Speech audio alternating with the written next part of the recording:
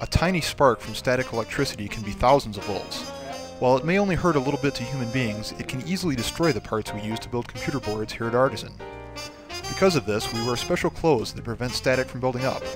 We need to make sure to test these before we enter to make sure we won't hurt anything in the manufacturing area.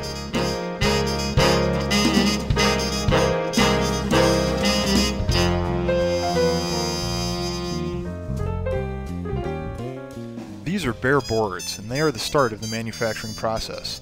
They're specially designed for us to hold the computer parts we will be adding later, and they're loaded at the very start of the assembly line.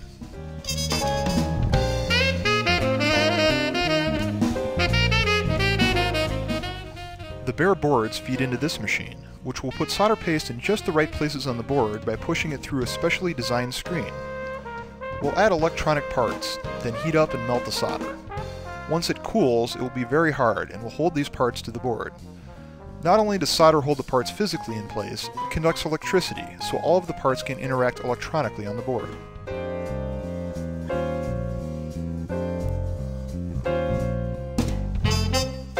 The next step is adding glue to the board. We do this for some parts that need extra help sticking to the board, or which might be washed away by a later step called wave soldering. After this is done, we take a close look at each board to make sure all of the glue and solder paste is where it needs to be. Now that we've prepared the boards, it's time to start putting parts on them. Most components are fed into our machines on these big reels, each holding hundreds of individual parts. The boards move into our high-speed placement machines, which we call a chip shooter. You can see why. It's very fast and can shoot hundreds of different parts onto a board in a matter of a few seconds.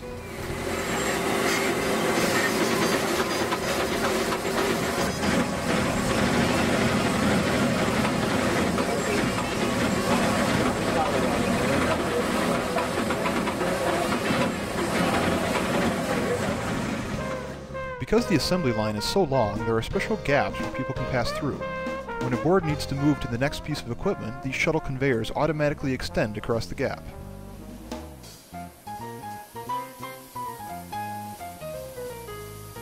Some parts need to be put on the board more slowly and carefully, so we use another machine that's much like the first chip shooter but more accurate in placing the components.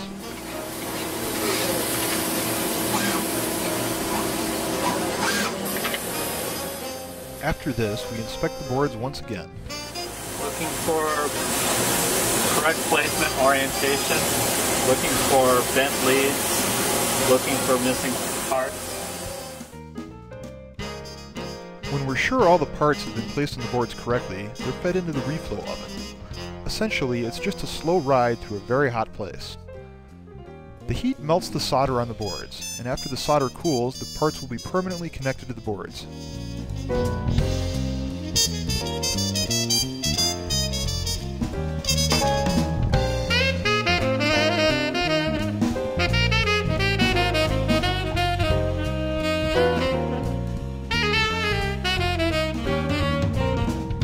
After the trip through the reflow oven, it's once again time to inspect the boards. We need to make sure that all the parts are where they should be, and the solder looks like it's melted and then cooled properly. Because many of the components we use on our boards have lots of small connections which aren't visible to the naked eye, we also inspect them using this, an X-ray machine. Just as the doctor can see your bones using X-rays, we can see right through the board and parts to see all of the solder connections underneath. We need to make sure that they all look as they should be before we go on to the next step. Some parts can't be put on by machines at all, so we have to add them manually. These parts have long leads or wires that extend through the board and come out on the bottom side.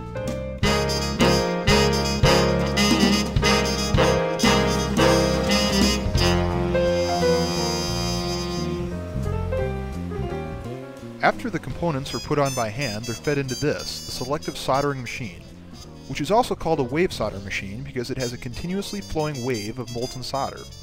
The robot arm is programmed to dip the board into it at just the right places to solder on the parts we've added by hand.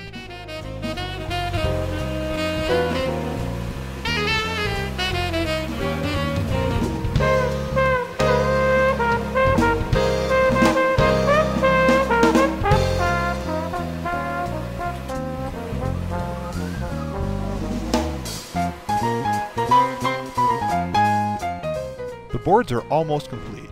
The final step before they're done is to add any non-electronic parts that may be needed by our customers, such as screws or faceplates.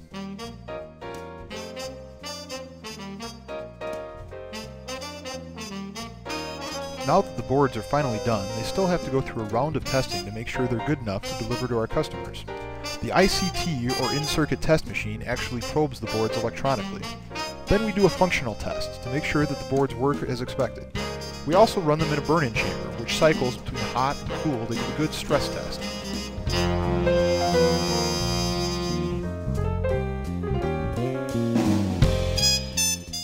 After all of this, it's time to wrap the boards in special bags which protect them from static electricity, label them properly, and then box them up to send to our customers. The manufacturing process is finally complete.